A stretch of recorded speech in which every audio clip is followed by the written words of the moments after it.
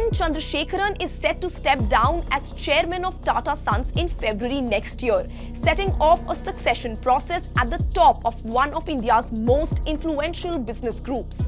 Tata Trust, which controls 51.4% of Tata Sons, have said they respect Chandrasekaran's decision not to seek another term and support a smooth transition. But choosing the next chairman may be only the beginning. The bigger question is, who will have the authority to decide where the Tata Group goes next? Tata's reputation is built around continuity, but its leadership transitions have rarely been simple. When Sir Dorabji Tata died in 1932, the chairmanship did not immediately go to JRD Tata.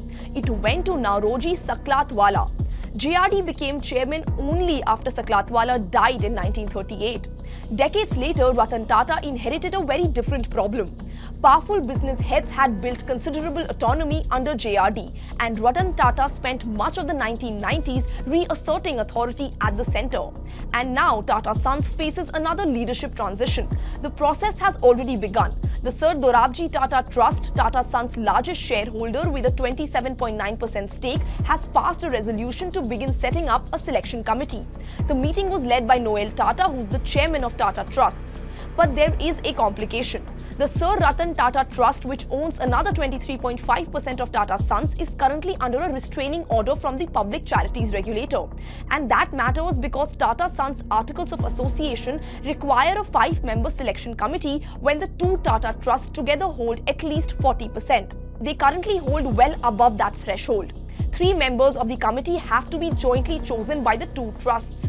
The other 2 come from the Tata Sons board, 1 existing board member and 1 independent outsider.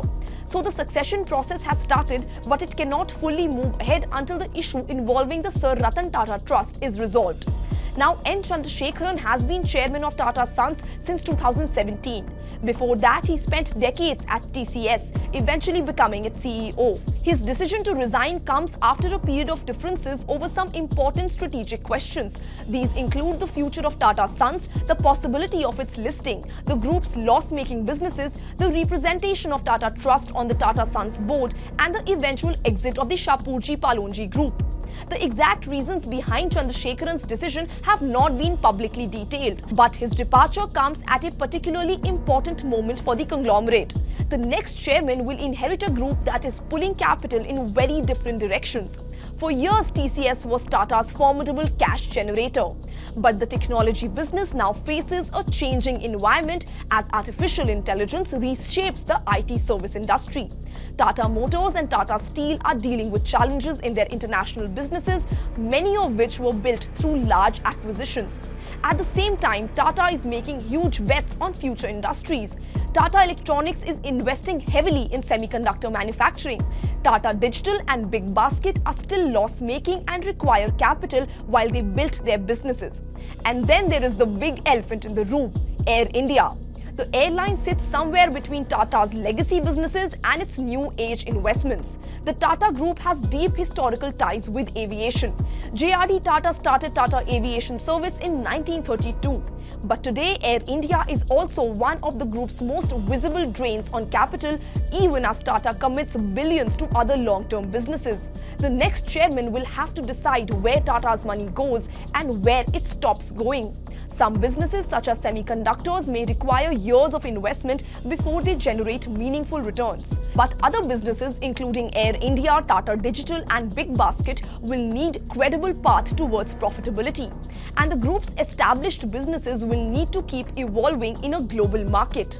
Perhaps the most important challenge is the relationship between Tata Sons and Tata Trusts. The trusts are the controlling shareholder, but the chairman of Tata Sons needs enough authority to make decisions on appointments, capital allocation and the operating companies. The history of Cyrus Mistri's removal in 2016 showed that can happen when there is a fundamental disagreement over where authority lies. Chandrasekaran's decision not to seek another term suggests that questions about governance and authority have not entirely disappeared. So the next chairman will need something very specific, a clear mandate, not just to run Tata Sons, but to make difficult decisions including saying no to investments or strategies that no longer make sense. The Tatas have survived difficult transitions before.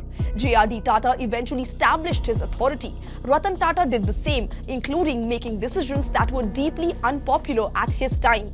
So the question facing the Bombay House is not simply who will occupy the chairman's chair.